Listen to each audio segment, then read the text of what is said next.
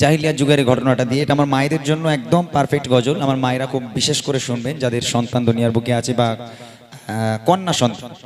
আমরা কিছুদিন আগে দেখলাম যে আরজি কল নিয়ে একটা কি ঘটনা ঘটে গেল। আমরা একটা গজলও বার করেছিলাম, আমরা পশ্চিমবাংলার বহু শিল্পী মিলে একটা গজল বার করেছি, আপনার এমডি ইমরান অফিসিয়াল ইউটিউব চ্যানেলে দেখবেন। তো দুনিয়ার বুকে যে সমস্ত আমার বোনেরা, আমাদের পশ্চিমবাংলায় যে সমস্ত বোনেরা আছে, এই সমস্ত বোনেরা যদি সেই আরবের বুকে জাহিলিয়াত যুগে যদি জন্মগ্রহণ করত, কি হতো জানেন?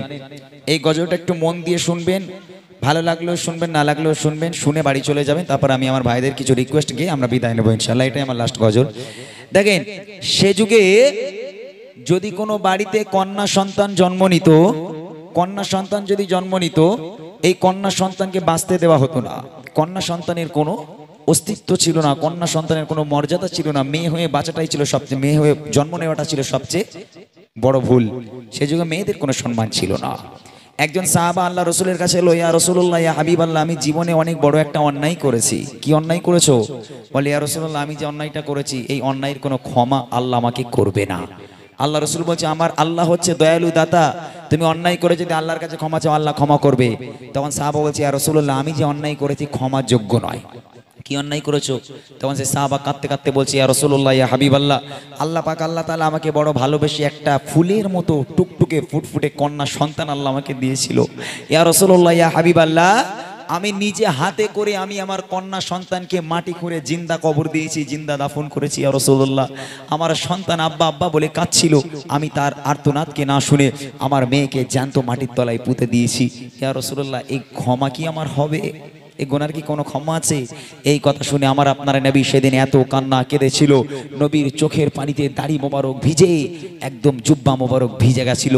আল্লাহ রসুল কাঁদতে কাঁদতে বলেছিল, হায় রে পিতা, তুমি কেমন পিতা যে তুমি তোমার নিজের কন্যা সন্তানকে মাটির তলায় জিন্দা পুঁতে দিলে? একটু কি অন্তরে বাঁধলো না? চলেন মন দিয়ে শুনবেন, সে যুগে কেমন অবস্থা ছিল, নারীদের কি সম্মান ছিল, আমার মায়েরা বিশেষ করে শুনবেন। কবি ছন্দের মাধ্যমে লিখছে, শুনুন। আরবের বুকে জাহিলিয়াত যুগে, আরবের বুকে জাহিলিয়াত যুগে সুখ শান্তি নারী সম্মান বলে কিছুই ছিল না। কি বলবো সে যুগের ঘটনা, কি বলবো সে যুগের ঘটনা। আরবের বুকে জাহিলিয়াত যুগে, আরবের বুকে জাহিলিয়াত যুগে সুখ শান্তি নারী সম্মান বলে কিছুই ছিল না। কি বলবো সে যুগের ঘটনা, কি বলবো সে যুগের ঘটনা। এক মানব প্রিয় নবীকে শোনা,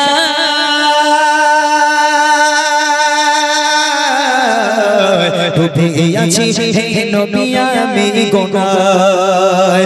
এক মানব প্রিয় নবীকে শোনা,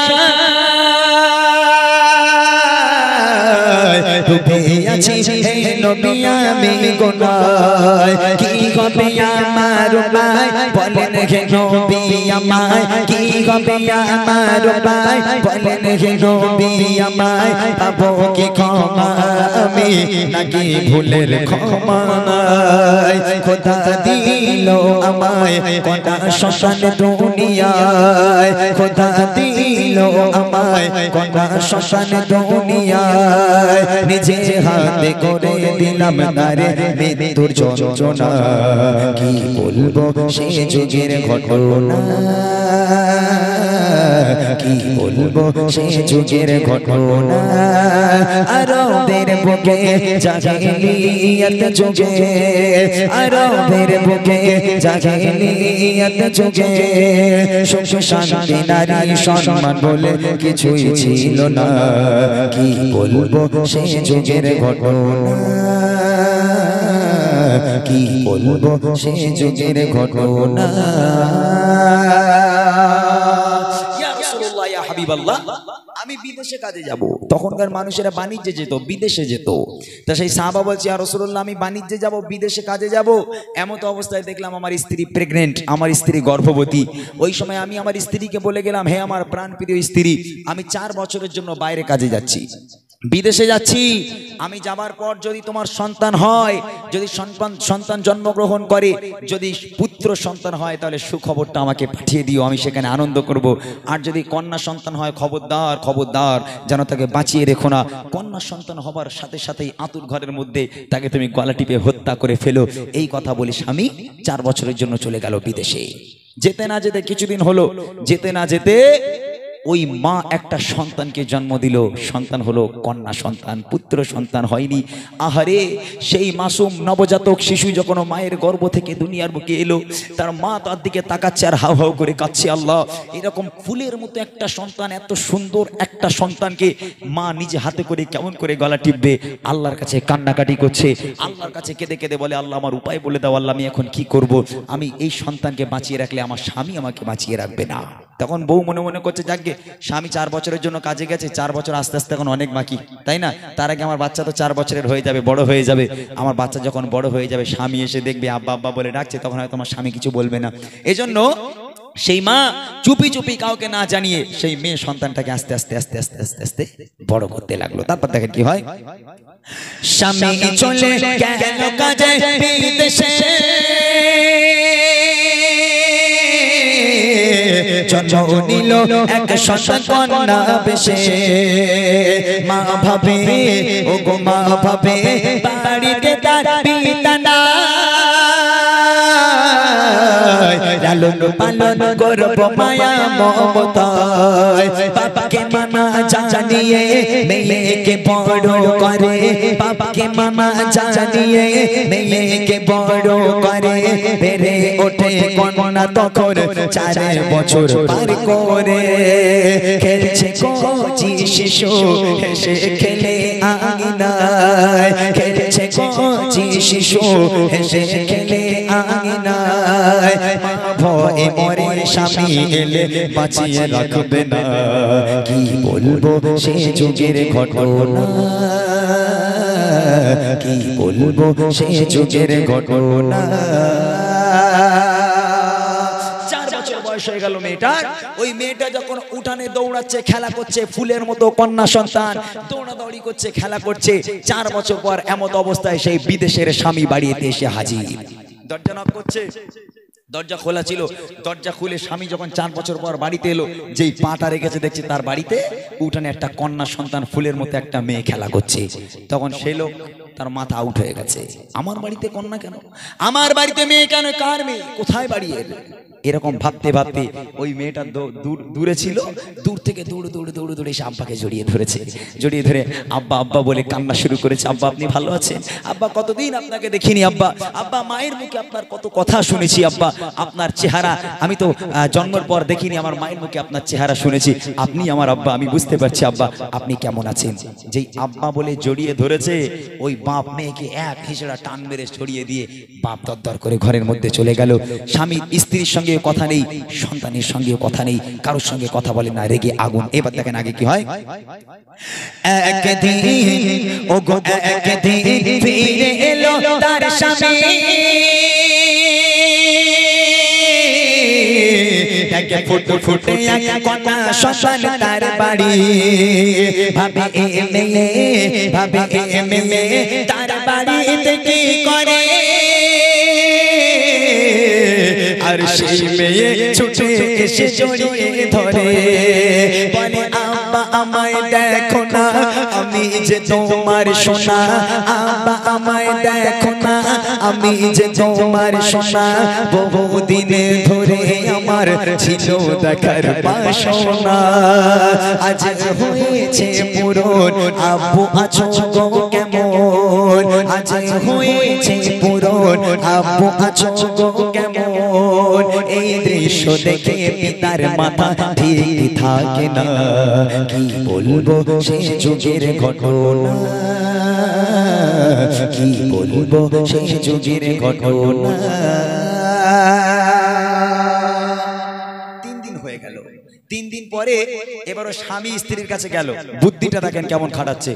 স্ত্রীর কাছে গেল, গিয়ে স্বামী বলছে যাকে যা আবার হয়ে গেছে বাদ দাও, তুমি যখন মেয়ে সন্তান জন্ম দিয়েই ফেলেছো, 4 বছর হয়ে গেছে, মেয়েটা খেলা করতে শিখে গেল, আব্বা বলতে শিখে গেল, ওকে আর মেরে লাভ নেই, তুমি একটা কাজ করো, আমি ওকে মেনে নিলাম, তুমি ওকে সুন্দর করে একটু ফুলের মতো করে সাজাও, আমি একটু ওর মামার বাড়ি থেকে ঘুরিয়ে আনি। আহা, মা খুশিতে বাগে বাগ, যাক আমার পাষাণ হৃদয় স্বামী আমার মেয়েটাকে মেনে নিল। মাও খুশি খুশি মনে মেয়েটাকে ফুলের মতো পরীর মতো করে সাজিয়ে বাপের হাতে তুলে দিল। মেয়েও বাপের হাত ধরে মামার বাড়ি যাবে আনন্দের সঙ্গে, লাফাতে লাফাতে, দৌড়াতে দৌড়াতে, নাচতে নাচতে আব্বাজানের হাত ধরে রওনা হয়ে গেল। ওই বাপ আর মেয়ে মরুর বালুর উপর থেকে হেঁটেই যায়, হেঁটেই যায়, হেঁটেই যায়, গন্তব্য আর আসে না। ওই মাসুম বাচ্চা মেয়ে এমত অবস্থায় এক সময় গিয়ে বলে, আব্বা আব্বা আমি আর হাঁটতে পারবো না আব্বা, মরুর বালুর উপর থেকে খড়খড়ে রোদ, ওই রকম গরম, তার উপর বাপের সঙ্গে হেঁটেই চলেছে, বাপও দাঁড়ায় না, মেয়েও দাঁড়ায় না। মেয়ে বলছে, আব্বা আমি আর হাঁটতে পারবো না আব্বা, আব্বা একটুখানি আমাকে পানি দেন, গলাটা শুকিয়ে যাচ্ছে আব্বা, কলিজাটা ফেটে যাচ্ছে, পানির জন্য কলিজাটা ফেটে যায় আব্বা, একটু পানি আমাকে দেন। আব্বা আব্বা বলে কাঁদে, পানি পানি করে কাঁদে। তখন ওই পাষাণ হৃদয় বাপ মেয়ের দিকে আর ফিরেও তাকায় না, মেয়ের হাত ধরে টানতে টানতে নিয়ে চলেছে মরুর বালুর উপর থেকে। আহারে বেশ কিছু দূর চলে গেল, মেয়েটাকে এক জায়গায় দাঁড় করিয়ে রেখে ওই পিতা মেয়ের কাছে থেকে কিছুটা দূর গিয়ে ওই বাপ এবার বালিগুলো সরাতে লেগে গেল, গাড্ডা খুঁড়তে লেগে গেল, গর্ত খুঁড়তে লাগলো। মেয়ে দূর থেকে দেখছে তার আব্বা যেন কিছু একটা কাজ করছে। অনেকক্ষণ ধরে বাপ গাড্ডা খুঁড়ে এক মানুষ সমান গাড্ডা খোঁড়া হয়ে গেল। মেয়ে দূর থেকে দেখছে তার বাপের কপালে, তার বাপের সারা দেহে ঘামগুলো টপিয়ে টপিয়ে পড়ছে। কন্যা সন্তান, বাপের উপর কত মায়া। ওই থাকতে না পেরে সেই সন্তান দৌড়ে দৌড়ে দৌড়ে দৌড়ে আব্বাজানের কাছে এসে নিজের জামা দিয়ে বাপের মাথার ঘাম মুছে দেয়, বাপের মুখের ঘামগুলো মুছে দেয়, হাতের ঘামগুলো মুছে দেয়। আর সেই বাপ ওই মেয়েকে গর্তের মধ্যে জ্যান্ত পুঁতবে বলে মাটি খোঁড়ে। আহা কি দৃশ্য! তাই কবি লিখছে দেখেন, রবানা ও গো রবানা হয়ে যায় বাবা মেয়ে, আনন্দে চলে মেয়ে তার বাপ পেয়ে, মরুর বালুর ওপর দিয়ে হেঁটে যায়, বলে আব্বু বলো আমরা যাচ্ছি কোথায়, আমি চলতে আর পারি না, তৃষ্ণায় কলিজা খানা, চলতে আমি পারি না, পিপাসায় কলিজা খানা ফেটে যায়, আব্বু আমায় বাড়ি নিয়ে চলো না। কি পাষাণ হৃদয় তার শোনে না কথা, কি পাষাণ হৃদয় তার শোনে না কথা, আব্বু আব্বু বলে কাঁদে মেয়ে ফিরেও দেখে না। কি বলবো সেই যুগের ঘটনা, কি বলবো সেই যুগের ঘটনা। বাপের মাটি কোড়া হয়ে গেল, এক মানুষ সমান মাটি কোড়া হয়ে গেল। এইবার মেয়েটাকে আব্বাজান টানলো, আব্বাজান এক হিচড়া টান মেরে মেয়েটাকে মাটির তলায় ঢুকিয়ে দিল। তখন বাচ্চা মেয়ে, মাসুম বাচ্চা, 4 বছরের বাচ্চি, আব্বার মুখের দিকে কচি মুখে তাকিয়ে বলে, আব্বা আব্বা আপনি আমাকে মারছেন কেন আব্বা, আব্বা আমার কি দোষ, আমার কি অন্যায় আব্বা, আপনি আমাকে মারছেন কেন? আব্বাজান এত মার মেরেছে মেয়েটাকে, মেরে মেরে মেরে মেরে গর্তের মধ্যে যখন ফেলে দিল, মেয়েটা রক্তাক্ত অবস্থায় হয়ে গেল, তার সারা দেহ রক্তাক্ত হয়ে গেল। ওই বাচ্চা মেয়েটা কাঁদতে লেগে গেল, আব্বা আপনি আমাকে মারছেন কেন আব্বা, আব্বা কি দোষ আমি করেছি আব্বা, আব্বা আপনি যদি না চান আমি আমার মামার বাড়ি যাব না, আপনি যদি না চান কখনো আপনার বাড়িতে যাব না আব্বা, আব্বা আপনি আমাকে প্রাণে মারবেন না, আপনি আমাকে ছেড়ে দেন আব্বা, আমি আপনাদের থেকে অনেক দূরে চলে যাব, আমি কোনোদিন আপনাকে আর আব্বা বলে ডাকবো না, আপনি আব্বা জান দয়া করে আমাকে মারবেন না, আমাকে একটু পানি দেন আব্বা, কলিজা ফেটে যাচ্ছে। বাপ মেয়ের কোনো কথা না শুনে বাপ মাটিগুলো ভরাট করতে লেগে গেল, বাপ মাটিগুলো ভর্তি করতে লেগে গেল।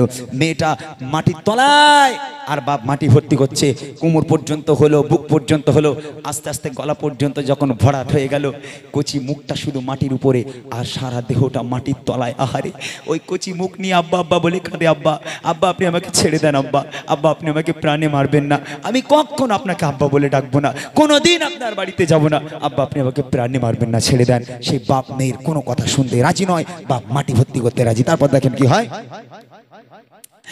মেয়েকে একা ফেলে তার পিতা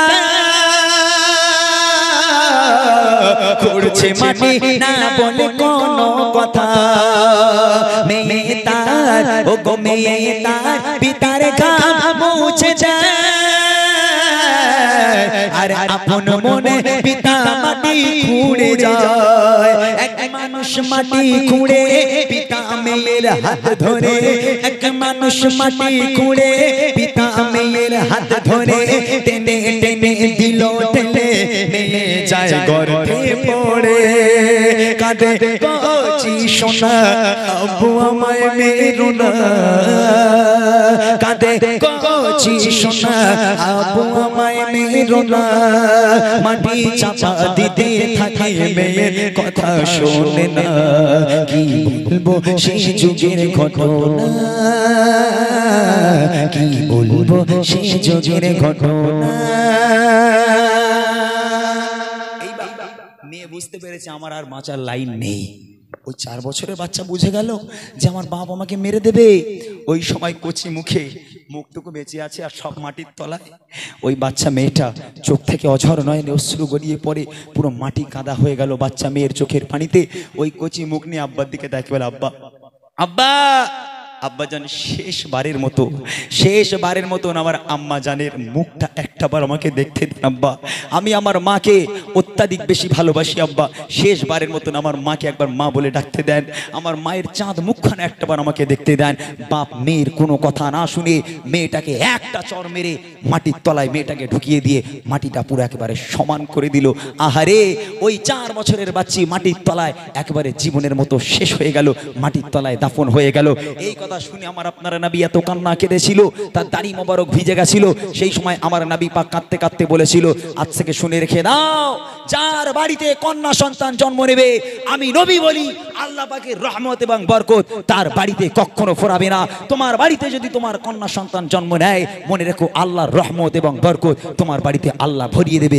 কন্যা সন্তানকে অবহেলা করো না, কন্যা সন্তানকে তোমরা যেন তুচ্ছ বিচ্ছুর একেবারে তুচ্ছ মনে করো না। তোমার কন্যা সন্তান তোমার ঘরের রহমত, তোমার কন্যা সন্তান তোমার ঘরের বরকত। সেই থেকে নারীদের সম্মানকে আল্লাহ রাসূল বাড়িয়ে দিয়েছিল। শেষ কথা কবি লিখছে দেখেন, মাটির তলে দেখো মুক্তি পার করে, কেঁদে কেঁদে বলে আপু দাও ছেড়ে, শেষবার ও গো শেষবার মাকে দেখতে দাও না। মাটি চাপা দিয়ে দিল মুখখানা, আঘা কি পাষাণ হৃদয় একটু কি দয়া না হয়, আঘা কি পাষাণ হৃদয় একটু কি দয়া না হয়। এই কথা শুনে প্রিয় নবীর কেঁদে বুক ভেসে যায়, বলে নবী আকরাম তোমার কন্যা সন্তান, বলে নবী আকরাম তোমার কন্যা সন্তান। ঘরের রহমত বরকত সবই অবহেলা করো না। কি বলবো সে যুগের ঘটনা, কি বলবো সে যুগের ঘটনা। আরবের বুকে জাহিলিয়াত যুগে, আরবের বুকে জাহিলিয়াত যুগে সুখ শান্তি নারী সম্মান বলে কিছুই ছিল না। কি বলবো সে যুগের ঘটনা, কি বলবো সে যুগের ঘটনা,